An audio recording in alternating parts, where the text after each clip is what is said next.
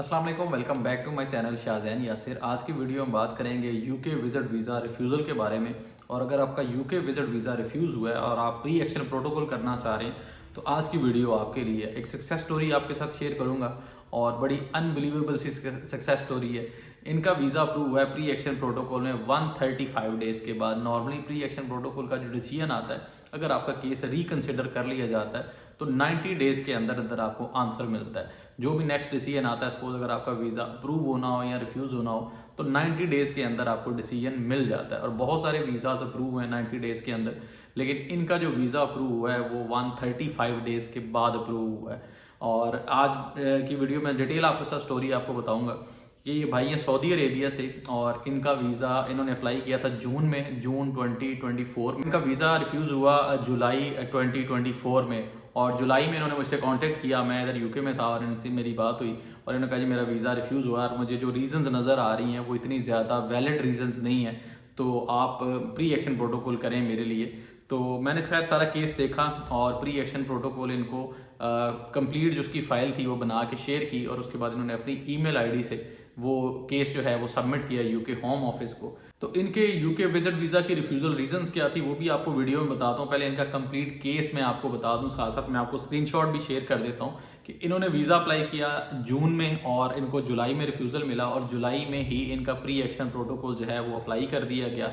और जुलाई 25 जुलाई, ये आपको मैं स्क्रीन पे भी शो कर रहा हूँ, 25 जुलाई को इनको ईमेल रिसीव होती है इनके प्री एक्शन प्रोटोकॉल के अगेंस्ट जो इनका आंसर है। फर्स्ट 14 डेज में वैसे आंसर आता है। जब आप प्री एक्शन प्रोटोकॉल अप्लाई करते हैं तो विद इन 14 वर्किंग डेज आपको फर्स्ट डिसीजन रिसीव होता है। फर्स्ट डिसीजन में आपका प्री एक्शन प्रोटोकॉल उसको रिफ्यूज़ भी किया जा सकता है और उसको अप्रूव भी किया जा सकता है। अप्रूव अगर करते हैं तो आपके केस को रिकन्सिडर किया जाता है। तो ये जो आपको स्क्रीन पे शो हो रहा है रिकन्सिडर का ये जो लेटर है, ये लेटर रिसीव हुआ है 25 जुलाई को, कि 25 जुलाई को इन्होंने इसको रिकन्सिडर कर लिया फॉर 90 डेज। 90 डेज़ के अंदर अंदर इन्होंने डिसीजन देना था।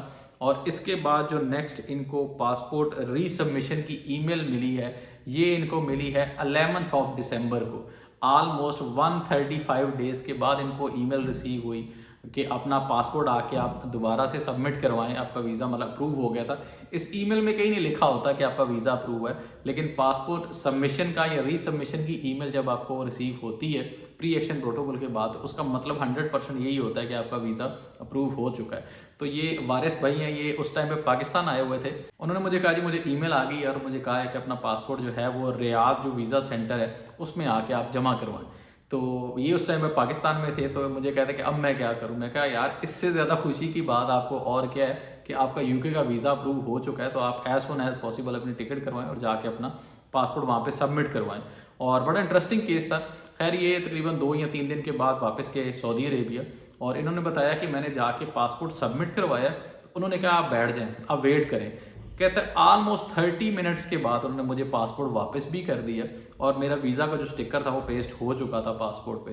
तो ये बड़ा इंटरेस्टिंग केस था मेरे लिए भी। नॉर्मली भी ये होता है कि जब आप पासपोर्ट सबमिट करवाते हैं, स्पेशली पाकिस्तान का आपको बताता हूँ कि जब आप पासपोर्ट सबमिट करवाते हैं तो एटलीस्ट 10 डेज़ के बाद आपको दोबारा बुलाते हैं पासपोर्ट कलेक्शन के लिए। लेकिन इनके साथ बड़ा इंटरेस्टिंग वाकया था कि बैठे बैठे ही इनका वीज़ा लग गया। पहले भी एक केस था, वो दुबई से था, तो वो दुबई में जाकर उन्होंने अपना पासपोर्ट सबमिट करवाया था वीएसएफ ग्लोबल ऑफिस और उसके तकरीबन कोई 1 दिन बाद या 2 दिन बाद उनको दोबारा ईमेल आई थी कि अपना पासपोर्ट आप कलेक्ट कर सकते हैं। तो ये खैर इंटरेस्टिंग केस था कि इनको बैठे बैठे इनका जो वीज़ा है वो अप्रूव हो गया। अब मेन जो चीज़ है कि रीजंस क्या थी जब इनका वीज़ा रिफ्यूज़ हुआ, तो उसमें रीजंस क्या थी। नॉर्मली जब आप अपना रिफ्यूज़ल लेटर देखते हैं, यूके विजिट वीज़ा जब आपका रिफ्यूज़ होता है तो आपको रिफ्यूज़ल लेटर पहले ईमेल में रिसीव हो जाता है। तो ईमेल में जब आपको रिसीव होता है तो रिफ्यूज़ल रीजंस कुछ दी जाती हैं। समटाइम 2 पैराग्राफ्स होते हैं, समटाइम 4 होते हैं, समटाइम 6 पैराग्राफ्स होते हैं, 6 रीजंस भी होती हैं। तो इनके केस में बेसिकली जो रीज़न थी वो ये थी कि इनकी सैलरी 8000 रियाल थी, सपोज मैं आपको बता रहा हूँ, और उसमें से इन्होंने कहा जी मैं 3000 रियाल जो है वो मैं खर्च करता हूँ और अपने ट्रैवल के ऊपर जो अपना मैंने यूके विजिट प्लान किया हुआ उसके अंदर मैं अपना 2000 पाउंड जो हैं वो मैं खर्च करूँगा। तो उसमें वीज़ा ऑफिसर उस चीज़ से कहा जी मैं सेटिस्फाई नहीं हूँ कि आपके मंथली एक्सपेंसेस इतने हैं और आप अपने टूर पे इतने ज़्यादा एक्सपेंस कर रहे हैं। तो इस चीज़ को रीज़न बना के मेन जो रीज़न थी वो यही थी। बाकी जो रीज़न नॉर्मली रिफ्यूज़ल लेटर में होती हैं वो ऑलमोस्ट सारी एक जैसी ही होती हैं कि आपके अपने कंट्री के साथ जो इकोनॉमिक टाइज़ हैं या सोशल टाइज़ हैं वो इतनी ज़्यादा स्ट्रॉन्ग नहीं है, आपकी फैमिली टाइज इतनी ज़्यादा स्ट्रॉन्ग नहीं है, तो नॉर्मली रीजंस इसी तरह की होती है। लेकिन मेन जो इनकी रीज़न थी वो यही थी कि जी आपकी सैलरी इतनी है, एक्सपेंसेस इतने हैं और अपने ट्रैवल पे आप इतने एक्सपेंस कर रहे हैं। खैर इसका कंप्लीट जो प्री एक्शन प्रोटोकॉल की फाइल थी वो मैंने इन्हें कंप्लीट करके इन्हें शेयर की। इन्हें कहा जी इसको एक दफ़ा गो थ्रू करें, आप फाइनल करेंगे तो फिर आप सबमिट करेंगे। फाइल इन्होंने कंप्लीटली गो थ्रू की और इसको फाइनल किया और फिर इन्होंने अपने ईमेल आईडी से यूके होम ऑफिस को वो सेंड करनी होती है। वो ईमेल में कुछ चीज़ें आपने मेंशन करनी होती हैं, साथ प्री एक्शन प्रोटोकॉल की जो फाइल है वो आप अटैच करते हैं और उसके साथ कोई एविडेंस अगर आप देना चाहें तो वो भी आप दे सकते हैं। उसका कोई इशू नहीं कि आपने फर्दर डॉक्यूमेंट नहीं देने, अगर आप देना चाहें तो ज़रूर दे सकते हैं। प्री एक्शन प्रोटोकॉल के साथ आप डॉक्यूमेंट्स फर्दर अटैच कर सकते हैं। अक्सर लोग कहते हैं कि जी प्री एक्शन प्रोटोकॉल के साथ आप कोई एक्स्ट्रा डॉक्यूमेंट नहीं अटैच कर सकते। अगर आपने डॉक्यूमेंट्स पहले अटैच किए हुए हैं तो वही वाले सेम डॉक्यूमेंट्स आपको अटैच नहीं करने चाहिए, क्योंकि वो ऑलरेडी आपने अटैच कर दिए होते हैं। इसके अलावा अगर आपके पास कोई एविडेंस है तो वो आप ज़रूर अटैच कर सकते हैं और उसका रेफरेंस भी आप प्री एक्शन प्रोटोकॉल की फाइल के अंदर दे सकते हैं। तो खैर इनका जो रिफ्यूज़ल था उसके अगेंस्ट प्रॉपर एक एक्सप्लेनेटरी आंसर दिया और शुक्र अल्लाह का इनका वीज़ा अप्रूव हुआ है और 135 डेज़ के बाद हुआ है। नॉर्मली इस तरह नहीं होता।